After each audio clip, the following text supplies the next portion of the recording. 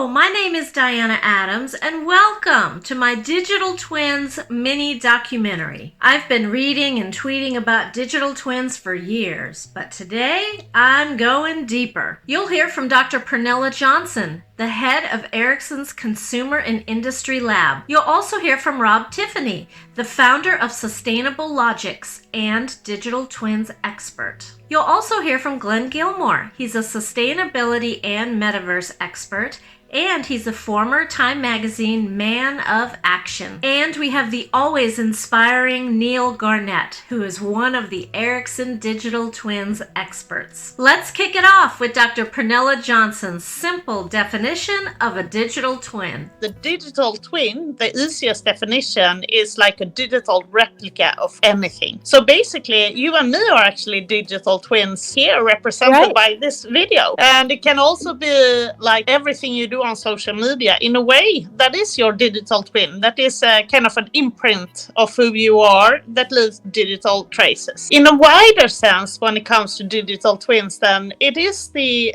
basically the ability to transform the internet from a 2D based world to a 3D based world. This is one of the fundamental shifts that really will affect the next big wave of digitalization for the next 10 years to come. Wow, let me repeat what she just said.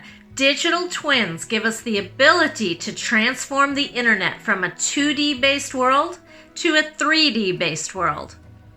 I'm in. Let's switch gears now to one of my favorite topics, sustainability. In this next clip, Rob Tiffany, who you might know from Twitter, explains how he uses digital twins and IoT for sustainability initiatives. And right after that, you'll hear Dr. Pernilla Jonsson's take on digital twins as they relate to sustainability. It's super interesting. Let's watch. Let's talk about digital twins and sustainability. I use digital twins to model things or systems, right? So let's just do some examples of that. Let's model a natural gas pipeline, and it's going to have properties like how much methane is in and around it, CO2, cracks, things like that. I'm going to use IoT and sensors like cameras for cracks, or I might use infrared sensors to detect methane. And they're going to be the plumbing that's going to send that data back to fill up my digital twin of that section of natural gas pipeline. And it'll fill up that property of methane. And I will use those in KPIs along with the whole green, yellow, red thing. If I'm in green, everything's good. If I'm in yellow, red, we're going to take an action. There's too much methane. You may have heard the word methane is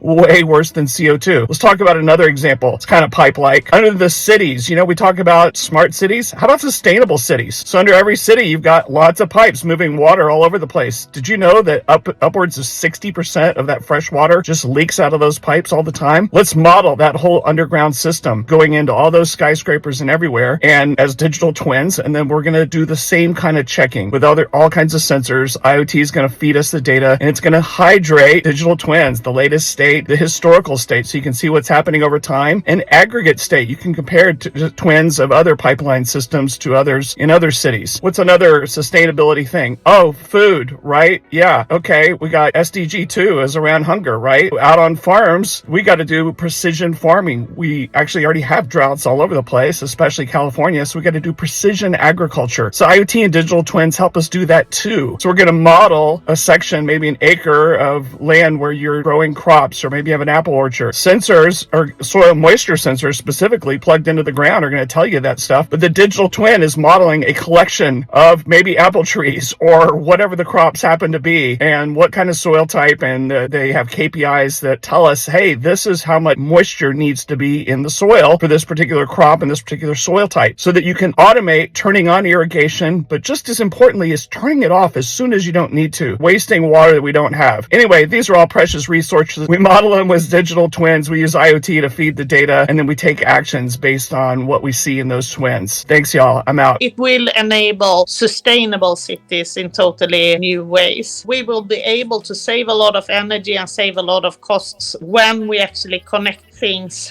and do this in a smarter way. We can anticipate a very interesting future. We can't talk about digital twins without bringing the metaverse into the conversation.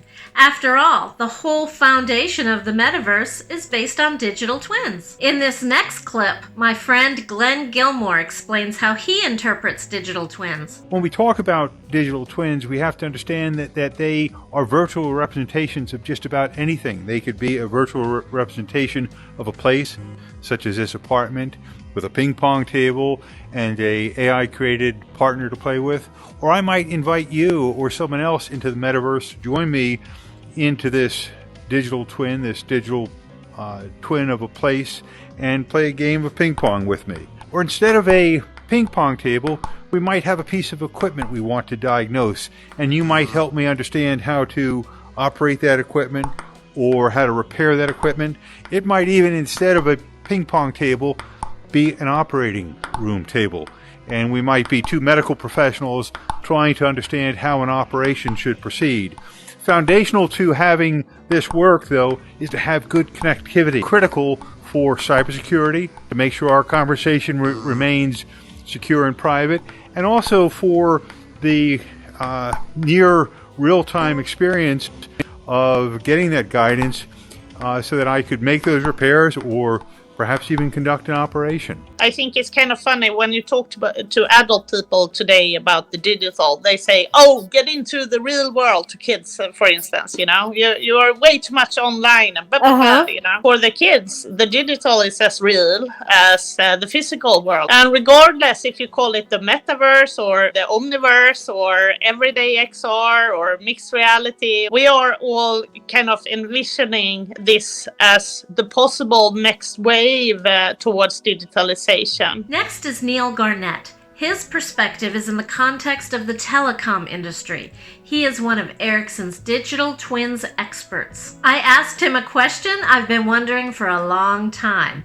How does the information get into the digital twin? And there's a number of different ways we can do it. The first one would be lasers and drones. Now what we can do is use LiDAR, which is a light-based technology, and drones to record information in the field and semi-automatically translate that information into a digital twin. But what we do is continuously update it. So the data is an accurate representation to millimeters, but we can ingest CAD files, and we can also have ingestion from other IT systems, and we can ingest from a manual site survey. Somebody goes to site with a tape measure and a camera and takes photographs and builds a digital twin from that. Okay, that sounds cool, but how would one of Ericsson's customers use this data? Why would they even want a digital twin? There's a lot of reasons to use digital twins, primarily having predictable data and an associated process that's common to all of your activities. So we're connecting our digital twins to pre-sales, we connect our digital twins to our delivery organization and to our operations organizations. So that means we all share the same data structure, and we can use that to interrogate the data. The customer's got a greater focus on operations of their network, so they can use the same data to improve the configuration of the network. They can put it in the logistics and supply flows. They can use it to plan. They can use it to optimize. So historically, because data's been distributed, it might have been in a CAD file or in a PowerPoint file or Excel.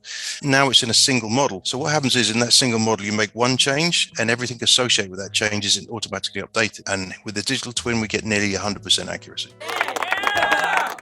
And what about from the engineer's perspective? The engineers, they've got greater level of confidence, greater accuracy, but also the processes they perform, they're shortened, so the duration of an activity is less. Obviously less cost, but also less time to market. And there are other benefits by connecting this data to other parts of your organization. Primarily, you're talking about a lead time reduction, the amount of effort to create and maintain designs. The increase in accuracy means the deviations in the field, so return sites visits, travel, equipment over and under supply, and then the wrong provision of a solution, they're all reduced 100%. Oh my goodness. The data creates so many opportunities to make improvements for ourselves and our customers. That's the exciting part. Every day we find new use cases and new value. We connect the dots. We're disrupting the industry. We're making changes. We're making improvements, and they're quite significant and they're dynamic. Thank you for joining me on my digital twins journey. It's been fun working with Ericsson on this mini documentary. I've learned a lot about the implications and the workings of digital twins. and I hope you have too. For deeper insights about digital twins in the telecom space, just check out Ericsson's website or click on the link in this content. See you next time!